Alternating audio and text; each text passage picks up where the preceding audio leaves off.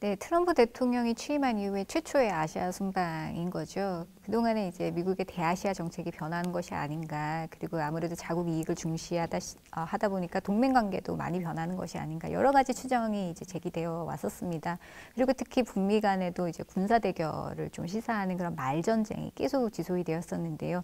그 와중에 이제 국민들의 안보 불안감도 많이 증대되었던 그런 상황이었어요. 게다가 미국이 대북 군사 옵션을 이제 완비했다라는 그런 표현을 씀으로 인해서 과연 이것이 무슨 의미인가라는 부분에 대해서 여러 가지로 이제 논란이 많았습니다. 그렇기 때문에 이런 상황에서 한미가 이제 정상이 이제 만나서 앞으로 동맹의 방향성을 설정을 하고, 그리고 지금까지 뭐 논란이 되었던 여러 가지 잡음을 좀 해소하는 그런 계기를 만든다는 점에서 의의가 있다라고 그렇게 보여지고 있고요.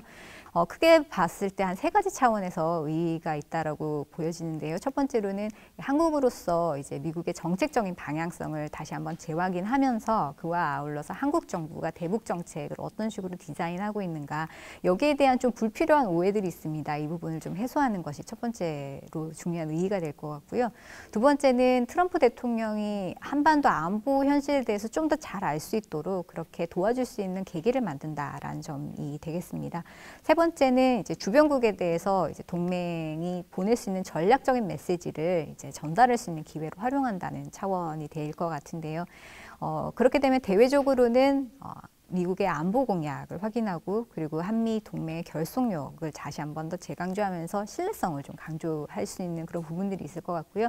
대내적으로는 그동안에 좀 쌓여왔었던 국민의 안보 불안감을 좀 이제 해소할 수 있는 그런 계기를 삼을 수 있는 그런 부분들이 있을 것 같습니다. 네, 주요 성과를 기대할 수 있는 의제는 아무래도 대북 군사 대비 태세를 강화한다라는 그런 측면이 될 것 같습니다. 대북 군사 대비 태세는 두 가지 축으로 이루어진다고 볼 수가 있겠는데요. 첫 번째는 미국의 확장 억제력의 신뢰성을 제고하는 것이 되겠고요. 두 번째는 한국의 독자적인 대북 대응 태세 구축을 위해서 미국이 지원을 해준다라는 부분들을 좀 확인하는 그런 것들이 되겠습니다. 최근 SCM에서 이제 확인된 것도 이미 정상 간에 기존에 합의되었던 미사일 탄두 중량 해제를 좀 구체적으로 추진한다라는 의지를 표명했었던 점이 있고요. 이것이 굉장히 의미가 있어요. 그 외에도 지난 한미 정상회담에서 확인되었던 그런 내용 중에서 미국이 전략 자산을 한반도 및 영내에 순환 배치를 하는 것을 좀 더 확대한다라는 공약이 있었는데, 이 부분을 또 재확인하는 그런 기회로도 활용할 수 있을 것 같고요. 그리고 한반도에서 일어날 수 있는 여러 가지 다양한 위기 상황을 우리가 이제 상정을 할 수가 있는데, 이 부분에 대해서 한미가 공동으로 대응 능력을 발전시키기 위해서 확장 억제 실효력을 제고할 수 있는 그런 노력을 기울인다라는 그런 점이 이제 같이 포함되어서 논의될 수가 있을 것 같습니다. 네, 트럼프 정부 들어서 많이 강조되었었던 것이 동맹의 역할을 확대하는 그런 부분이었었는데요. 아무래도 그런 차원에서 미국이 한국에 대해서 지역 동맹 그리고 글로벌 파트너로서 한국의 역할이 좀 더 확대되기를 기대하는 부분이 있습니다. 예를 들어서 해양 안보 문제와 관련해서 한국은 그동안에 이제 국제적인 규범에 기반해서 평화적인 분쟁을 해결하는 그런 방안을 지지한다라는 그런 원칙적인 입장만을 좀 견지해왔던 측면이 있습니다.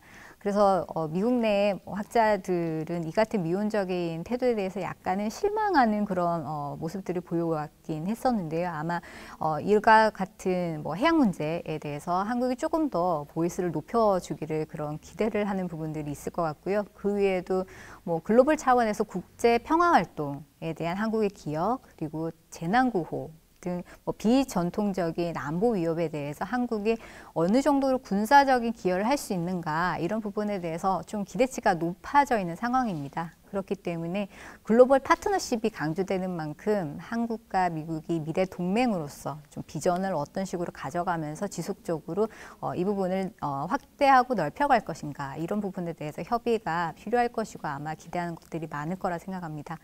그리고 두 번째로 생각해 볼 것은 아무래도 방위비 분담 그 문제가 될 수 있을 것 같습니다. 왜냐하면 이 문제가 공정한 동맹 관계와 이제 연계가 되는 그런 이슈이기 때문에 그런데요.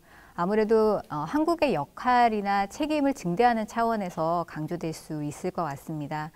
지금 현 상황에서는 이제 한국의 재정 부담 능력이나 아니면 주한미군의 안정적인 주둔 여건을 조성하고 있는 이런 부분들을 좀 종합적으로 고려해서 합리적인 수준에서 한국과 미국 간의 방위비 분담을 책정해야 된다라는 그런 원칙적인 그런 부분들은 좀 확인을 해줄 필요가 있다라고 생각이 들고요.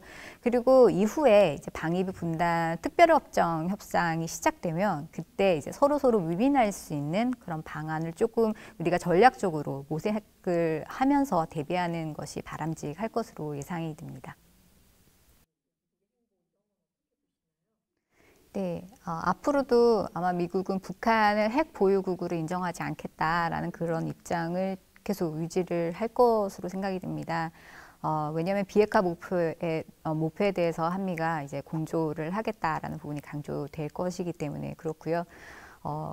그간 이제 미국 정부의 공식 발언을 이제 살펴보면 군사 옵션과 비군사 옵션이 뭐 계속적으로 복합적으로 표출이 되어 왔었습니다. 그렇기 때문에 여전히 북한과 무력적으로 충돌하는 상황으로 가지 않기 위한 조치를 우선적으로 모색해왔다라는 그런 의미로 해석이 될 수가 있는데요. 이 같은 방향성은 아마 계속적으로 지속이 되면서 비핵화를 위해서 북한을 조금 더 압박하는 그런 방향성을 계속 제시를 할 것으로 예상이 됩니다. 그것을 위해서 사실 이 아시아 순방을 하고 이 순방에서 아주 중요한 주제로 이제 계속 다루어질 수 있다라고 저는 보여지고요. 특히 중국이나 일본을 이제 방문을 할 때도 아무래도 이와 같은 대북 공조에 대해서 좀 더 많은 기여를 해달라고 이제 요청을 할 것이기 때문에 아마 앞으로도 지금까지 우리가 보아왔던 그런 대북 정책의 방향성은 지속될 것으로 그렇게 생각을 하고 있습니다.